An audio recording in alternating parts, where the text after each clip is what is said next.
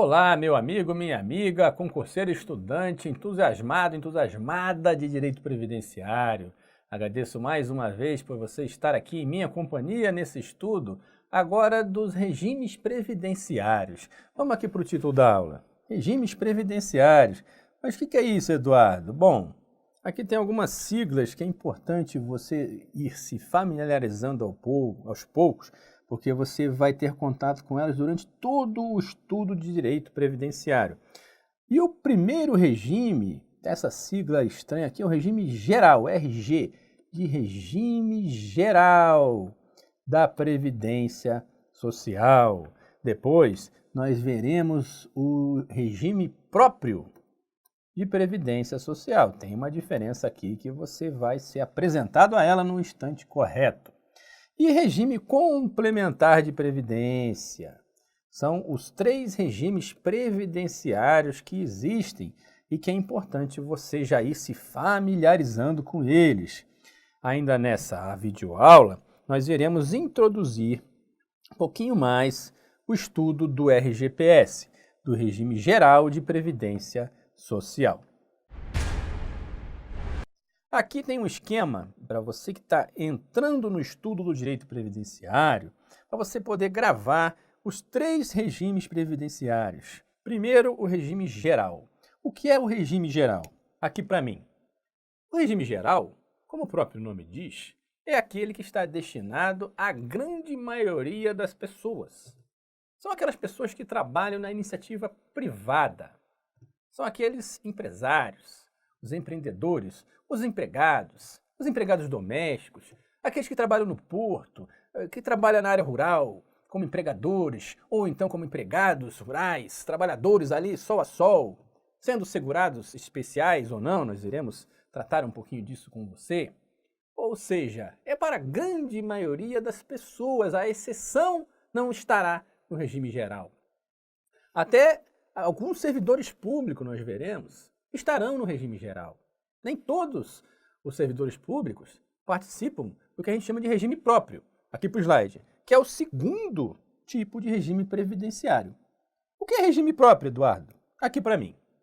Regime próprio é aquele que é criado, que é instituído por um ente federado, como a União, o Estado, o Distrito Federal, ou os grandes municípios, as capitais, os municípios de grande porte, que criam lá o seu regime próprio para quem? Quem é o destino desse regime próprio? Quem faz parte desse regime próprio? Os servidores públicos titulares de cargos efetivos. Como assim, Eduardo? O servidor que só exerce cargo em comissão, ele não está no regime próprio? Não. O servidor que só está lá por cargo em comissão, ou seja, ele não fez concurso, ele foi nomeado diretamente para um cargo de livre nomeação e exoneração, um cargo chamado de ad nutum. Esse servidor, ele está no regime geral. Aquele que é contratado temporariamente para atuar no serviço público, ele está no regime geral. O prefeito, o vereador, lá da cidadezinha, deputado estadual, que não tem o regime próprio, ele está onde? No regime geral. Então, perceba, regime próprio é somente para titular de cargo efetivo. Servidor público, titular de cargo efetivo. E isso, às vezes, por exemplo, o município lá fez o concurso, mas é um município pequeno, então tem poucos servidores, não tem estrutura para criar e manter um regime próprio. Nesse caso, para onde vai esse servidor público titular de cargo efetivo? Para o regime geral. Então, na dúvida, ele está no regime geral. Só não está no regime geral os servidores públicos titulares de cargos efetivos em entes federados, União, estados, toda a União já tem, os estados todos já têm, os 26 estados mais o DF, e grande parte, mais de 2.000 municípios já têm o seu regime próprio. Então, nesse caso, o servidor público titular de cargo efetivo estará no regime próprio de Previdência Social. Não estará no regime geral. O resto da rapaziada, todos estarão no regime geral. Exerceu atividade econômica, é obrigatório estar no regime geral. Aqui para o slide. E esse regime complementar aqui, Eduardo, de previdência privada ou previdência complementar, Ele é obrigatório? Não. Ele aqui é um regime facultativo. Ele é complementar. Ele complementa quem? Os outros dois. Aqui para mim. Então você, que trabalhou sua vida inteira, pagou lá a contribuição do INSS, mas você foi fazer as contas e você viu que a sua aposentadoria, ela está, pequena. O que você poderia ter feito antes para incrementar o valor da sua aposentadoria? Bom, você poderia ter feito seus investimentos financeiros, deixado lá, poupança, ações, fundos de investimento, etc. Mas você também poderia ter feito uma previdência complementar. E pagando um pouquinho, de forma adicional, iria o quê? Complementar aquela aposentadoria que você já vai receber lá do seu regime geral ou do regime próprio, e você ia somar para poder manter o seu estilo de vida. Porque normalmente o que acontece? Quando você se aposenta, há uma queda no estilo de vida, há uma perda financeira. Então, para você se manter com aquele mesmo valor, você deveria ter feito um planejamento para poder complementar aquela renda que você vai deixar de receber. Eduardo, tudo bem. Para quem ganha até, hoje em dia, R$ 5.850, que é o teto, chamado teto do regime geral, e esse teto ele é modificado todo ano. Quem ganha até esse valor não necessariamente vai pensar em previdência complementar. Por quê? Porque se você já contribui em cima de tudo que você ganha até o teto. Então a sua aposentadoria vai ser basicamente aquilo que você recebe na ativa. Isso se você manteve aquele nível de contribuição. Obviamente, os cálculos eles indicam aí uma média. Então, se no início da carreira você ganhava o salário mínimo e você vai evoluindo, até ganhar o teto, por exemplo, então é natural supor que o que você vai ganhar seja um intermediário aí entre esses dois valores, se for uma evolução linear. Ao passo que, é claro, se você rapidamente evoluiu, logo pagou pelo teto, a tendência é que você receba o valor próximo ao teto quando você se aposentar. Então cabe sim, você pode até pensar, não, eu quero ganhar o teto. Então se planeje para desde logo ir pagando uma complementar, para você ter uma complementação quando você se aposentar. Mas para aquele camarada que ganha R$ 20.000 por mês, 30 mil, paga sob o teto do RGPS. Obviamente, quando ele se aposentar, ele só vai receber o teto, ou o valor próximo ao teto. E haverá uma perda financeira. O cara, 20, 30 mil, vai passar a ganhar 6. Como é que ele faz? Ele se planeja, ele faz uma previdência complementar ou então outros investimentos, que nós veremos que a previdência complementar é dividida em dois tipos. Aquelas de entidades abertas e das entidades fechadas. As abertas, como o próprio nome diz, estão abertas a todo o público.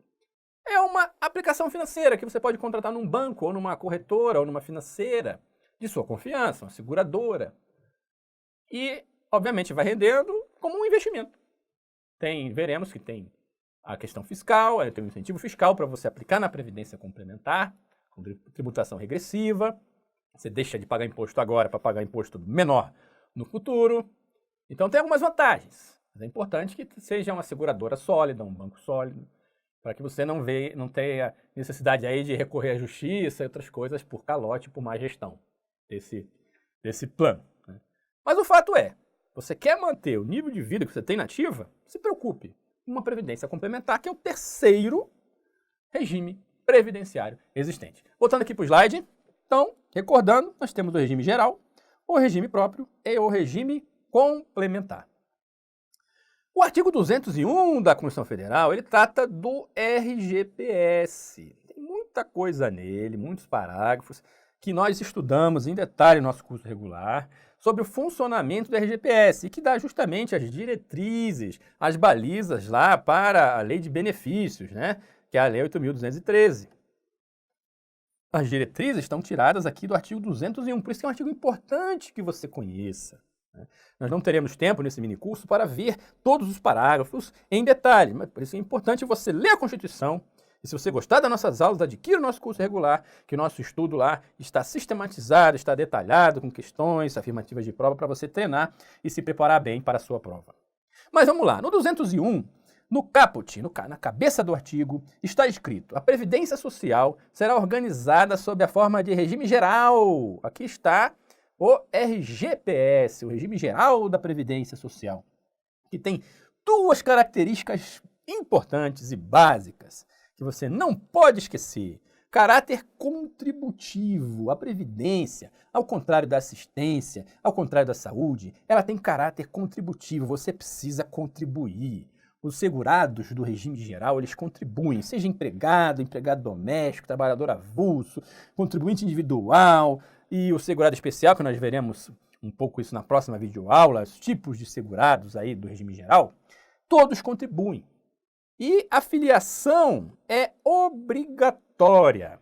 Ou seja, você aí é um empresário individual, mas para que eu vou contribuir para o INSS?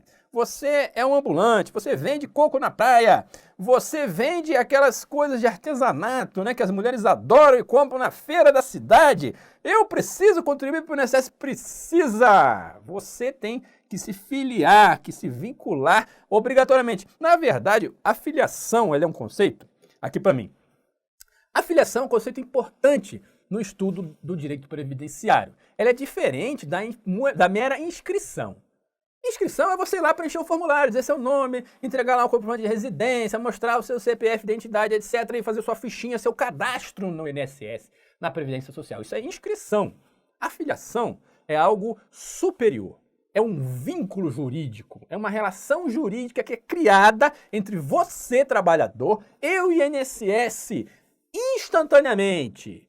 Naquele momento que você começa a exercer uma atividade remunerada. Então, naquele momento, já está estabelecido o vínculo jurídico. E que o vínculo jurídico traz para ambas as partes direitos e obrigações. Então, estabeleceu-se a filiação, ela é obrigatória. Então, você começou a trabalhar, a filiação já foi estabelecida. Esse vínculo jurídico já está formado e você já tem a obrigação de contribuir para depois o INSS, sim, retribuir em forma dos benefícios que ele disponibiliza para a sociedade. Aqui para o slide. Então, nós vimos que o caráter do RGPS é contributivo, que a filiação é obrigatória e tem critérios que ele tem que observar. A administração do RGPS, lá no Ministério da Economia hoje, com o INSS, os conselhos, Conselho Nacional de Previdência Social, todo mundo está envolvido aí na administração da Previdência, tem que se preocupar com equilíbrio financeiro e atuarial. Equilíbrio financeiro, naquele curto prazo, atuarial, médio e longo prazo. Receita tem que ser maior ou igual à despesa, senão ocorre o quê? Déficit. Ocorrendo déficit, ocorre o quê? Problema, dívida. A coisa não fica sustentável. Vai ter que arrumar dinheiro de outros lugares para poder pagar a previdência, para pagar os benefícios. E isso é uma crise que todos os países do mundo estão enfrentando hoje em dia, a questão demográfica. Então está tendo muito mais velhinhos do que tinha antigamente. Em 2060 nós seremos aí quase que 40% da população. Eu serei velhinho em 2060. Então é necessário que se preocupe com a questão financeira, do equilíbrio financeiro e atuarial. É por isso que tanto se fala em reformas, todos os países estão falando nisso. Não é exclusividade do Brasil, né? A questão do Brasil hoje ela é complicada, há necessidade sim de reforma para se rever essa questão e se manter o equilíbrio financeiro e atuarial. E é uma coisa que eu estou dando aula para você aqui em 2019, mas que daqui a pouco nós estamos falando isso de novo.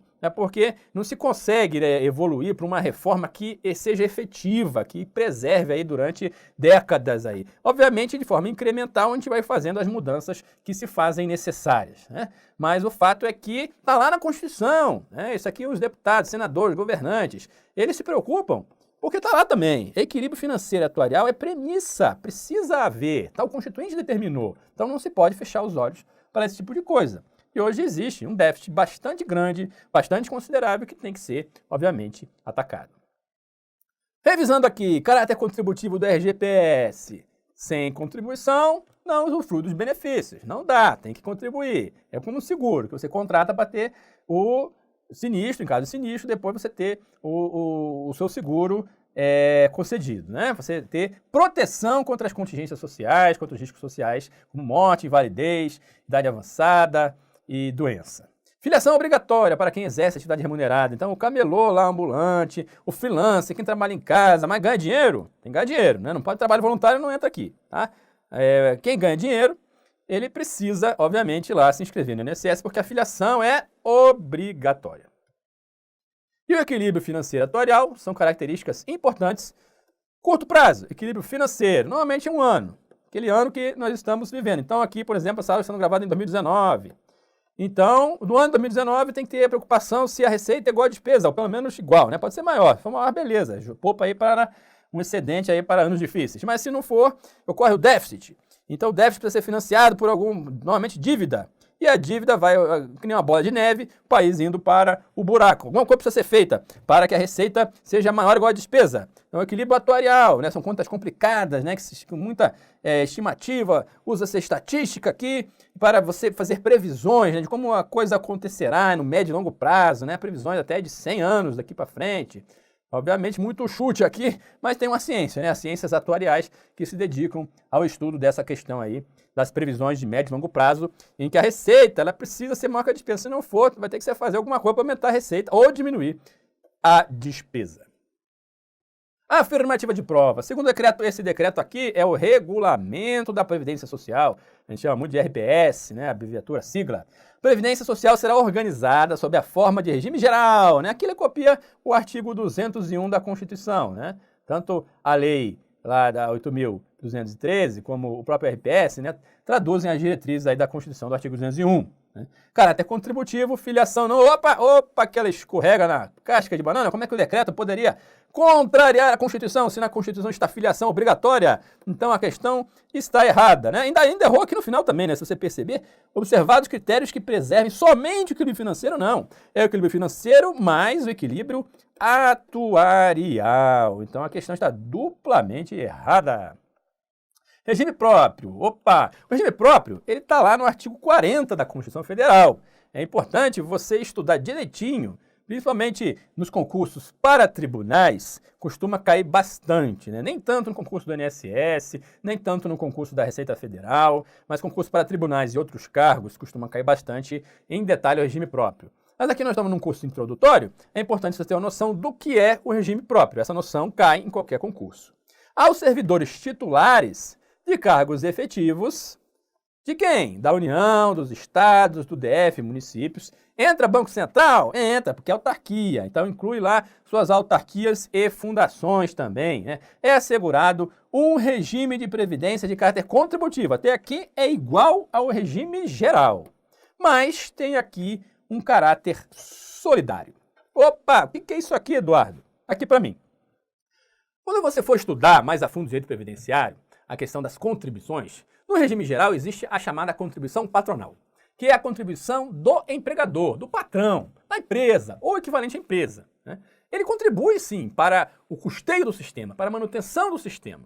Então, quando se inventou essa história de regime próprio, mas se no regime geral o patrão contribui, como é que no regime próprio o patrão não vai contribuir? Bom, se colocou lá que tem que ser solidário, ou seja, o patrão, o ente federado também tem que contribuir para o regime próprio dos seus servidores. Por isso é solidário. Mas essa solidariedade não atinge somente o ente federado. Vejamos no slide. Como é que se dá essa solidariedade? É contribuição do ente público, sim, do Estado, da União, tem que aportar dinheiro, como o patrão aporta da iniciativa privada, coloca dinheiro na contribuição patronal. Dos servidores ativos, mas também os inativos e pensionistas. E aqui chama a sua atenção. No regime geral, não existe esse negócio do aposentado ou do pensionista contribuir. Ele já contribuiu a sua vida inteira. Deu gás, trabalhou, levantou, acordou cedo, trabalhou a vida inteira, ela contribuiu para o INSS no regime geral. Se aposentou ou então faleceu, seu dependente recebe, não tem que contribuir coisa nenhuma. Agora, no regime próprio, é diferente. Existe, sim, a participação dos inativos e de seus pensionistas, de seus dependentes. Aqui para o slide. Então, essa é uma diferença importante no regime próprio. Você que vai ser servidor público, que vai entrar no regime próprio, não esqueça que o seu pensionista, quando você faleceu, então quando você se aposentar, você vai sim continuar contribuindo para o regime próprio de previdência social, ao contrário do regime geral. E também precisa o regime próprio observar aquela mesma coisa lá do 201, do equilíbrio financeiro e atuarial. Então a União tem que fazer as contas para ver como é que está o equilíbrio financeiro do seu regime próprio dos seus servidores. O Estado também, o município que já instituiu o regime próprio também, o DF também. Precisa ver a questão do equilíbrio financeiro e atuarial. Financeiro curto prazo, atuarial médio e longo prazo. Aqui um esqueminha visual para você gravar quem contribui de forma solidária, existe a solidariedade no regime próprio de previdência. O próprio ente federativo, aqui o exemplinho do município de São Paulo, para o pessoal, homenagem ao pessoal paulista, os servidores da ativa, os aposentados inativos e os pensionistas. Todo mundo contribui para que o regime próprio aí tenha equilíbrio financeiro e atuarial. E mesmo assim dá problema, né? Mesmo assim tem déficit ainda, pelo menos na União, na maioria dos estados também. Então é um regime próprio, mas é um regime caro, né, para a população. Normalmente o ente federado, além da sua contribuição patronal, precisa aí lançar a mão de tributos e outras fontes aí para cobrir o buraco. Regime complementar. O regime complementar, ele está lá no 202 da Constituição Federal. Não, isso aqui foi estabelecido pela emenda constitucional número 20, de 98, né? A reforma da Previdência lá do governo Fernando Henrique Cardoso, que tratou justamente dessa novidade da Previdência complementar. No Brasil é um fenômeno recente, né? A importância dessa questão da Previdência complementar. Houve lá nos anos 70 uma verdadeira quebradeira, 70 e 80, devido à crise econômica, a ausência de fiscalização, de controle, de regras muito frágeis, né? Os montepios que existiam, eles quebraram praticamente todos. Então isso gerou uma certa angústia, né? Um medo de você aplicar em previdência complementar. Então, visando restaurar essa questão, se levou a nível constitucional, essa questão da previdência privada, lá no 202, e que diz o seguinte: o regime de previdência privada de caráter complementar, nós já vimos essa questão da complementação, né? É complementar em relação a quê? Em relação aos outros regimes que existem, né? O RGPS e a URPPS. Organizado de forma autônoma, separada, diferenciada, não tem nada a ver com o regime geral, tem outra governança. Será facultativo. Ninguém pode obrigar ninguém, nem servidor público, nem empregado público, nem da iniciativa privada, a aderir a um plano de previdência complementar. Ele é facultativo, é de sua essência. Então cai na prova que o servidor é obrigado a entrar para o FUNPRESP, por exemplo, na questão do servidor público federal. Está errado, ele não é obrigado a nada. Ele é inscrito, mas pode cancelar, né? Assim que os servidores que entraram aí a partir de 2013, né? De 2013 para cá. Então, é facultativo. E é baseado em quê? Na constituição de reservas que garantam o benefício contratado. Aqui para mim. Aqui é importante a gente diferenciar os regimes de repartição e regime de capitalização. O regime de repartição é aquele que envolve um pacto entre gerações, chamado pacto intergeracional. Ou seja, a geração atual está aqui trabalhando, sustenta os que já trabalharam, os velhinhos aposentados. E existe o sistema de capitalização, em que aquele que está trabalhando, ele está contribuindo sim, mas aquilo vai para uma conta dele. Aquilo não sai para pagar a aposentadoria de outra pessoa, do velhinho que já se aposentou. Não. É um sistema diferente de capitalização. Então, por isso, aquela alegação, né, muitas vezes do servidor público, vai fazer outra reforma, eu já contribuí tanto para a reforma. Você está num sistema, num regime próprio, de repartição. Aquilo que você contribui, o teu Estado já gastou com a aposentadoria daquele velhinho, o servidor que entrou antes de você já se aposentou. Então não existe esse negócio, eu já contribuí muito, é injusto. Pode ser injusto, muitas vezes a vida é injusta, mas é assim que funciona o sistema. Se você pode, sim, reclamar se você contribuiu no sistema de capitalização e o gestor foi ineficaz, agiu de má fé, pegou dinheiro, desviou dinheiro, aí você entra na justiça lá e vai reclamar. Agora, entrar na justiça para reclamar que o servidor público contribui muito no sistema de repartição, você vai perder, porque está contra a essência do próprio sistema. Voltando aqui para o slide. Então, a previdência privada ela é baseada na constituição de reservas que garantam o benefício contratado. É uma conta, né? Constitui reservas que vai rendendo, né, juros durante os anos, entrando as contribuições, tanto do cidadão, né, que tem a conta, como do patrocinador.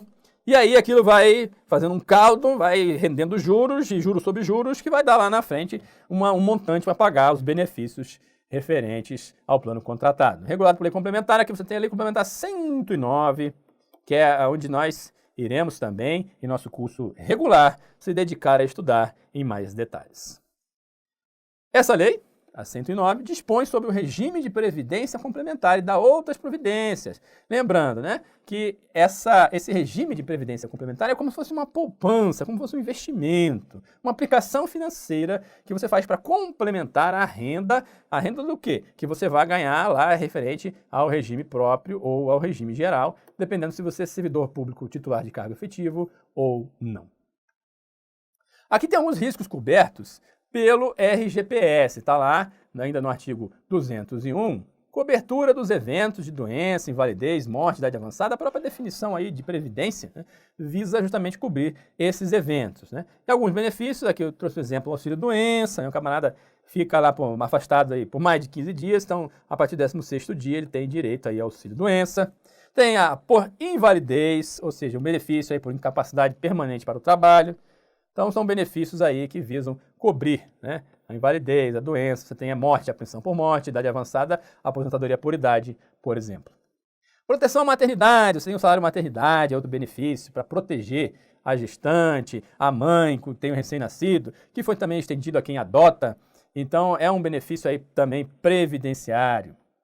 Aqui uma afirmativa de prova. Patrícia é professora universitária em uma instituição privada, tá? A privada está então no RGPS.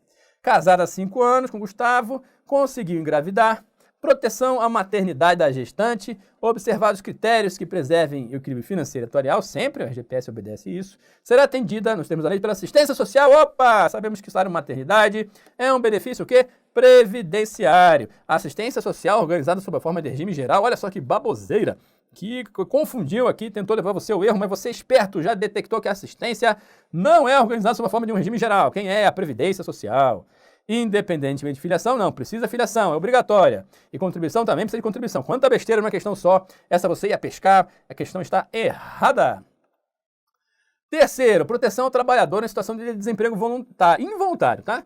Ou seja, se você pedir demissão, então você não recebe o benefício, o tal do seguro, que é desemprego, né? Mas essa proteção é ao trabalhador em situação de desemprego involuntário. Tá no 201 da Constituição, mas só para você saber que, apesar dela definir isso como um benefício previdenciário, na legislação não define assim. Tanto que o desemprego involuntário, o seguro-desemprego, ele é operacionalizado pelo Ministério do Trabalho. Atualmente, a função do Ministério do Trabalho, né, não tem Ministério do Trabalho, é Ministério da Economia, mas tem lá a Secretaria do Trabalho, que operacionaliza a questão do seguro-desemprego. Tá? Não é o INSS que trata do seguro-desemprego. Mas existe lá na Constituição, no inciso 3º do 201, que trata de RGPS, o risco da proteção ao trabalhador na situação de desemprego involuntário. Tá? Cuidado que eu tenho questão que cobra aqui a questão da demissão voluntária em que não há essa cobertura. Que é essa aqui que eu acabo de trazer para você. Né? Desemprego voluntário é objeto de proteção? Não, não é. Então, tá errado. Salário família e auxílio reclusão para os dependentes dos segurados de baixa renda. Aqui, ele está tratando, lembra daquele princípio da seletividade e distributividade? A prestação de benefícios e serviços. Selecionou os grupos de baixa renda, isso aqui está na Constituição, tá? Que o salário família e a sua reclusão são para dependentes, são benefícios para dependentes, tá? Do segurado de baixa renda. Aqui uma correção, né? Na verdade, salário família, ele vai para o segurado mesmo, né? Dependente, aí o reclusão, como ele está preso, então, na verdade, o benefício é para o dependente. Outro benefício que é para dependente, a gente vai ver agora, é o da pensão por morte, né? Que tem que ser, né? O segurado morreu, foi desta para melhor, seja homem ou mulher, seja cônjuge ou companheiro e os dependentes, a gente vai ver que a união estável também dá direito, né? Seja homoafetiva ou não, também dá direito à pensão por morte do companheiro ou do cônjuge, né? E observado aqui o disposto no parágrafo 2º. Existe, né, uma questão muito importante para você já saber, e que está no parágrafo 2º, que está no nosso curso regular, mas eu já vou adiantar para você aqui no minicurso. Aqui para mim. Qualquer benefício que o segurado receba, que tiver como objetivo substituir aquela renda mensal que ele recebe normalmente durante a sua atividade econômica, nunca poderá ser inferior ao salário mínimo. Então, aposentadoria inferior ao salário mínimo não existe, não é possível, porque precisa atender ao que está disposto na Constituição Federal. Aqui para o slide. Quanto aos dependentes, são consideradas prestações previdenciárias compreendidas pelo regime geral. Auxílio reclusão e pensão por morte são exatamente os dois benefícios previstos aos dependentes. Lembra que salário família, né? Podia, pela leitura da Constituição, podia até você pensar que era para o dependente, mas ele não é. Tá? É o auxílio reclusão e pensão por morte que são os benefícios para os dependentes. A questão está correta. Meu amigo, minha amiga, mais uma vez, muito obrigado pela companhia. Lembre-se sempre de ler o nosso livro digital, resolver as questões, acompanhar as explicações, os esquemas que ali estão, nossos comentários de cada uma das perguntas, das questões que são colocadas para você. Acesse as nossas redes sociais, principalmente o Instagram, tem muito material interessante, algumas dicas para você sobre a matéria de direito previdenciário. Espero que você esteja gostando. Se você gostar, adquira o nosso curso regular. Lá tem mais explicações detalhadas, mais videoaulas. A matéria toda que cai no concurso está lá explicada em detalhes para você, uma quantidade boa de questões. E também tem lá o nosso fórum, que você pode colocar as suas dúvidas. E persista, que com certeza, estudando sempre, você irá atingir os seus objetivos. Um grande abraço e até a próxima!